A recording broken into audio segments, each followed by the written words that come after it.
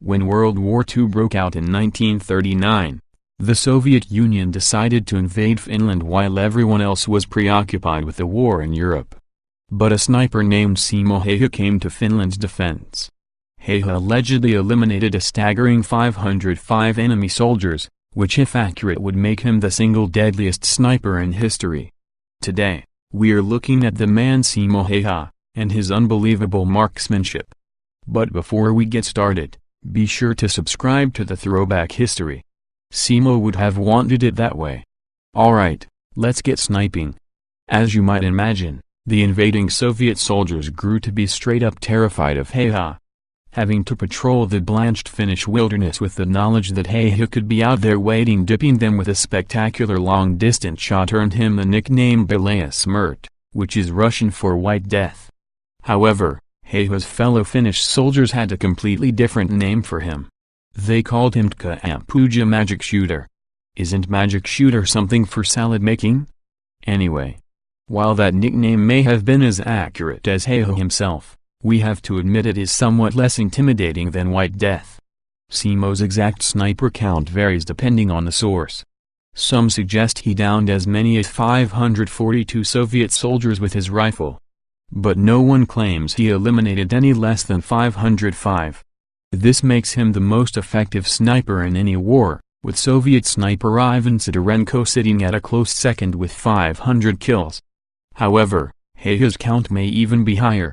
Rather than stay at a comfortable distance behind his sniper rifle for the entire war, Hayha may have also cut down several hundred enemy combatants with a submachine gun. If true, that would put his count at approximately 800. Simo, that is a frightening number. Impressive sure, but holy cow, you're really good at your job.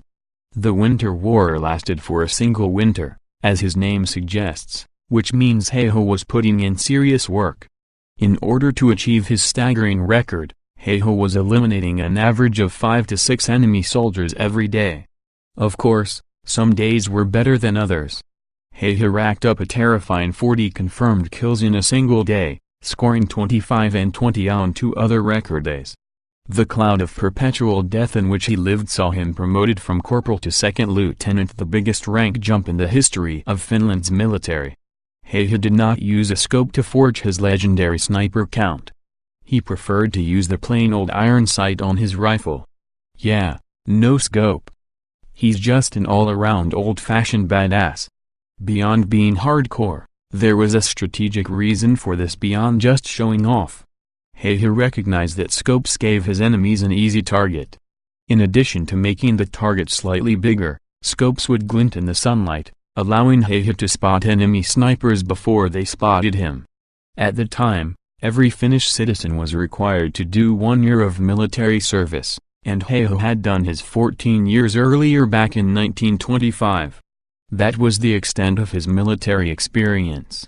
He did join the Finnish Civil Guard as a reservist, which is essentially the equivalent to the U.S. National Guard, but he stuck to his civilian life of hunting and farming right up until the Soviets decided to invade in 1939, at which point he was summoned back to service.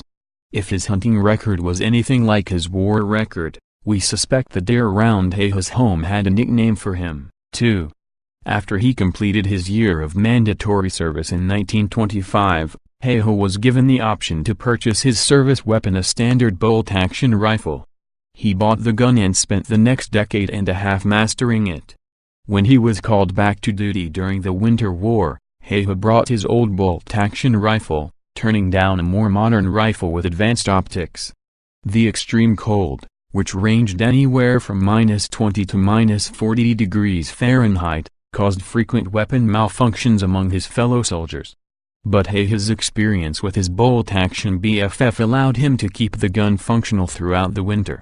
While only having minimal military experience, Hayha wasn't possessed by the lure of incredible aim. He developed his skill from being a competitive sharpshooter, having grown up a few miles away from the Civil Guard shooting range, which held annual contests.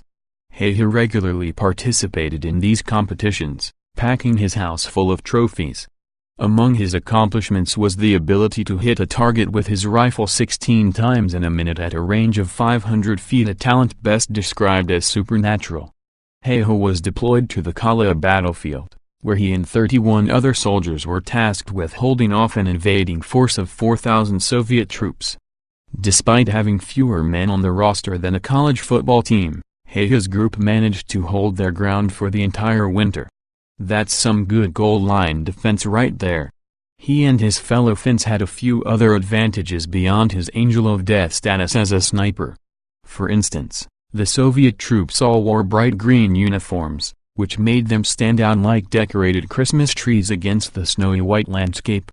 What also didn't help the Soviets was they lacked officers with any leadership skills, mainly because Stalin had them all executed when he purged the USSR of any potential political opponents. And even though the Soviet invasion of Finland was technically successful, they only managed to capture a relatively small amount of border territory, leaving the rest of the country intact. All told, the Soviets suffered nearly 400,000 casualties during the Winter War compared to the 66,000 suffered by Finland.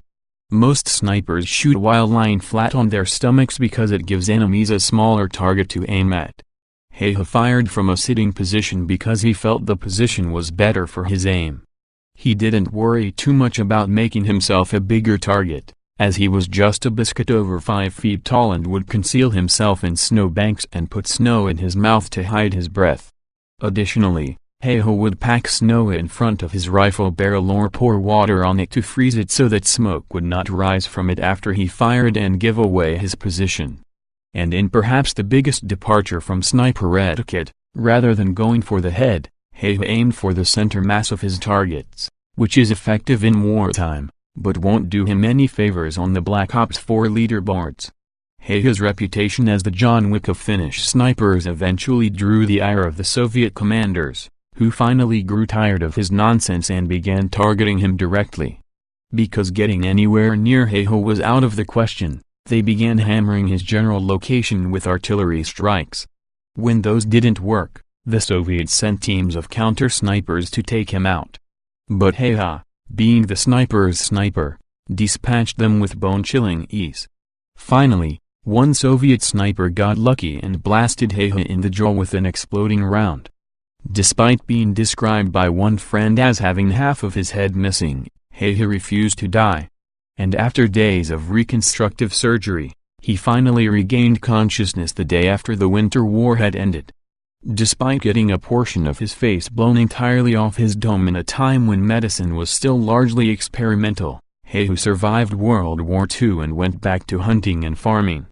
The Finnish government actually gave him a farm in 1961. Presumably both to reward him for his service and they probably wanted to stay on his good side. Hayha took up dog breeding and continued hunting, winning the Ruokaleti Hunting Society's Game Cup 5 years in a row.